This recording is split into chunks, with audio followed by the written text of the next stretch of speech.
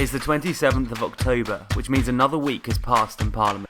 Bills have been proposed, debates have raged, and laws have passed. Parliament has the power to touch all aspects of our lives. So let's talk about what happened this week in Parliament. This week, MPs voted on 8 topics. These votes were in relation to offensive weapons, abortion, civil liberties, house reform, Northern Ireland, housing, civil partnerships, marriages and death, and organ donation. Beyond the votes, MPs also debated a number of issues, but we're primarily going to dive into the Brexit-related ones. Before I start, I just want to let you know that I'm considering ending this series after next week's episode. This is something I'll discuss fully at the end of the 4-week trial period. But if you want to read more about the future of This Week in Parliament and how we can keep this project going, check out the article I wrote at thisweekinparliament.com or click the link in the description to jump straight to the article. So let's start with the votes that happened in Parliament this week. Remember last week we discussed the Offensive Weapons Bill? Here's a quick recap. It's a bill with a pretty broad scope, with the general objective of making the public safer by banning a number of offensive weapons which weren't previously outlawed. This includes banning the possession of weapons such as knuckle dusters, rapid-fire rifles, and zombie knives. This bill also aims to ban the possession of certain corrosive substances while in public places, as well as banning the sale of certain acids to people under the age of 18. The bill was supposed to be debated last Monday, but ended up being pushed back a week to this Monday. If I gave you one guess to predict what happened this week, what would you say? You're absolutely right, the bill was delayed again. Although it was set to reach its third reading on Monday, it wasn't actually debated. Labour MP Valerie Vaz questioned the Leader of the House of Commons, Andrea Leadsom, saying, "I note that there's been no rescheduling of time for the Offensive Weapons Bill. Honourable members have consistently asked the government for action on this to protect the public. When will we have the report stage and third reading?" Leadsom defended herself, saying, "The government have tried twice to debate the next stage of that bill, but I think all honourable members will appreciate there's been some important statements." She gave examples of things which delayed the bill, such as questions relating to Theresa May's statement on the European Council and the government's statement on the untimely death of Mr Khashoggi. She concluded, "Unfortunately, we therefore had to delay that business again, but we will reschedule as soon as we can." On Tuesday, MPs voted on the abortion bill, which was a 10-minute motion presented by Labour MP Diana Johnson. This was the latest attempt to get abortion legalised in Northern Ireland. This comes on the back of the Supreme Court ruling, which stated that the current ban on abortions in the cases of rape, incest, and fatal fetal abnormality needed radical reconsideration.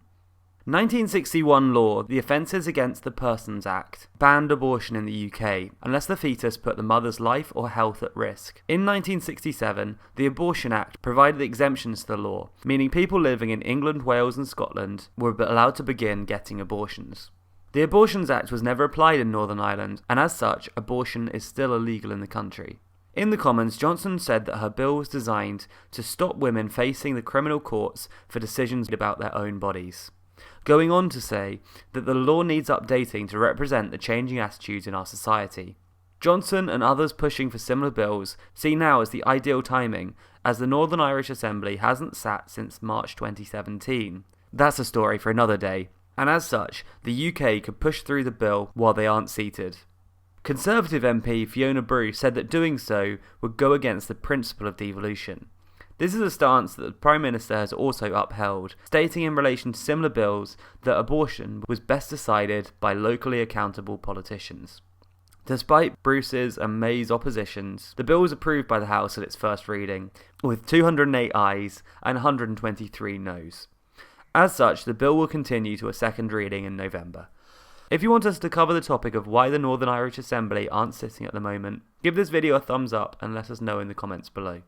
On Tuesday, the Civil Liberty Bill reached its third reading in the House of Commons, which, considering it started in the House of Lords, means that it was pretty close to becoming law. So the Civil Liability Bill is about insurance fraud, which I know sounds dull, but trust me, don't click away. The bill aims to reform the process for whiplash claims and make changes to the way that personal injury payments are set. Essentially, the belief is that huge volumes of fraudulent claims are being made, and that these are costing insurance companies money, which they then pass on to customers in the form of increased prices. Labour MP Gloria De Piero took issue with the bill, She said that the government admitted themselves that it would cost the NHS at least £6 million a year and cost taxpayers at least £140 million a year. She also emphasised that the government believed the law would result in an additional 100,000 people not pursuing legitimate claims due to the changes the bill would make. She continued, saying that insurers, meanwhile, will get an extra £1.3 billion of profit every year. As DiPiero points out, the government does claim that 80% of this money will be passed on to consumers in the form of reduced premiums. However, DiPiero calls this into question, pointing to the last time the government made changes to the industry. The result of these changes, DiPiero said, was a brief dip in premiums before they rose to a rate that was higher than ever. As such, Labour made amendments to the bill in a move described as an attempt to protect drivers' rights. As much as this is important, there's far too much to say on this topic. So if you're interested, you can read about all the changes that Labour wanted to make by following the link in the description. In the end, all of Labour's amendments were rejected by the House on Tuesday. Then the bill went up for a vote, and was successful, with 294 ayes and 238 noes. Because of this, the bill then passed to the final stage, which is royal assent. Which means for the first time in this series, we have a bill which is actually set to pass into law. But the government didn't go home after successfully ringing the law-passing bell for the first time on This Week in Parliament. Instead, they voted on a number of other bills on Friday, including the Organ Donation Deemed Consent Bill. This is a bill which is set to change England's laws in relation to organ donation.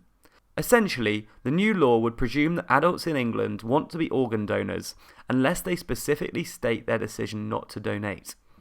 This bill was originally a private member's bill and had been introduced by Labour MP Geoffrey Robinson.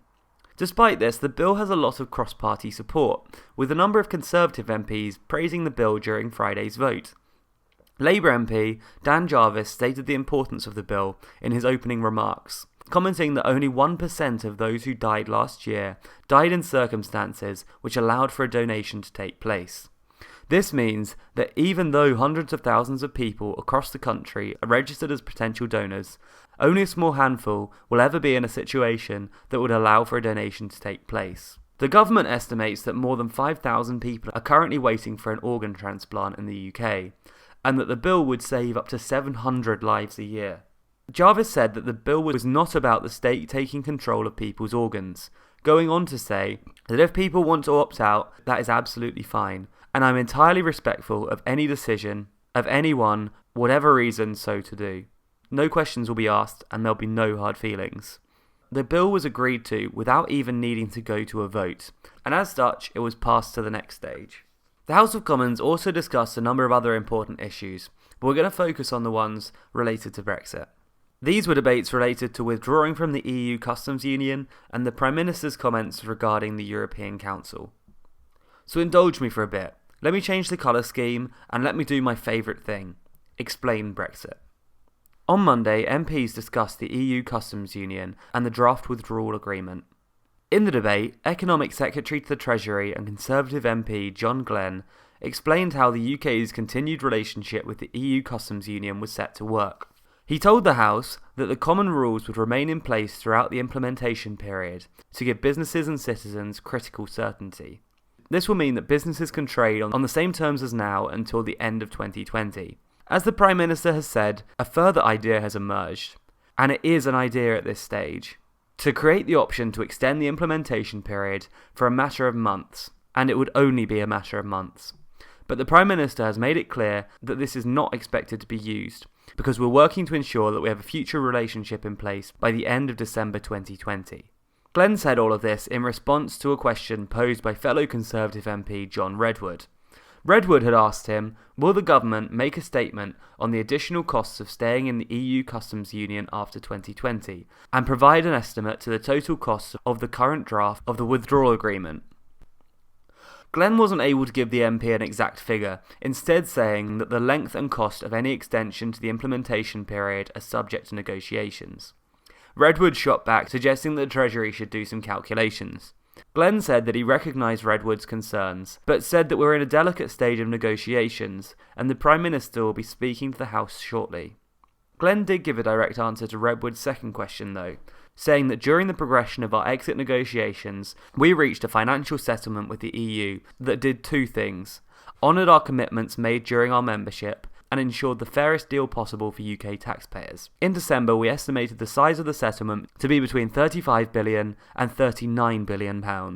In April, the National Audit Office confirmed that this was reasonable. As John Glenn alluded to, the Prime Minister entered the House later that day to discuss Brexit negotiations. May said that since Salzburg, we've developed a protocol relating to the UK's sovereign base areas in Cyprus.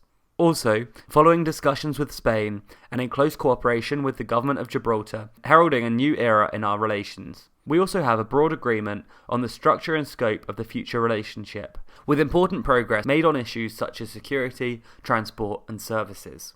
May also pointed out her previous achievements relating to citizens' rights, the financial settlement, the implementation period, agreement on the particular rights of UK and Irish citizens, and the common travel area.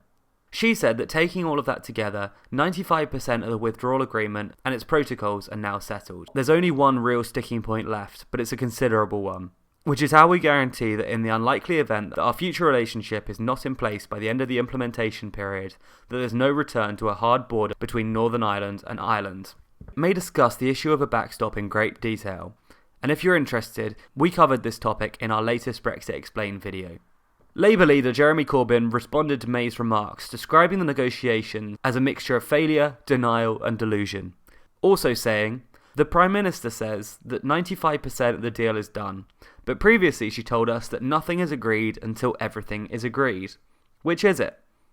Corbyn wasn't done tearing into the government's plans, saying that the government's Brexit negotiations have been a litany of missed deadlines and shambolic failure, and now they're begging for extra time. They promised that the interim agreement would be done by October 2017, then by December 2017, but it was finally agreed in March 2018. The Prime Minister even missed the deadline for publishing her own government's white paper on Brexit. And just last week, the government missed their October deadline for agreeing to the terms of exit with the EU. Instead, the Prime Minister went to Brussels to beg for an extension. The EU has already offered to convene a special summit in November to help the Prime Minister, but now it seems that this has been withdrawn, as she'll not be ready by then either, and now December is being talked about. And the Prime Minister claims that her extension of the transition period will only be a matter of months. Is that 3? Is that 6? Is that 12? Is that 18? How many months is it? Who knows? Certainly the Prime Minister does not. Corbyn drew us back to the original question. Can the Prime Minister give us one straight answer? What will it cost in extra payments to the EU per month during this extension? The government are only proposing this extension because of their own incompetence. It turned out that May couldn't, because she didn't address that point in her response, instead taking the opportunity to criticise Labour. She said that throughout all this, all we have seen from the Labour Party, and from him, is them playing politics with this issue. One minute they want to accept the referendum, and the next they want a second referendum. One minute they want to see that free movement will end. The next they say that free movement is still on the table. One minute they want to do trade deals, and the next they want to be in a customs union that will stop them from doing trade deals. He is doing everything to frustrate Brexit and trigger a general election. That's all for this week. There's so much Brexit stuff we could talk about, but so little time. Consider supporting us on Patreon if you want to help us continue this series, and make sure to subscribe to us on YouTube and on our newsletter. There's a link to subscribe to the newsletter in the description.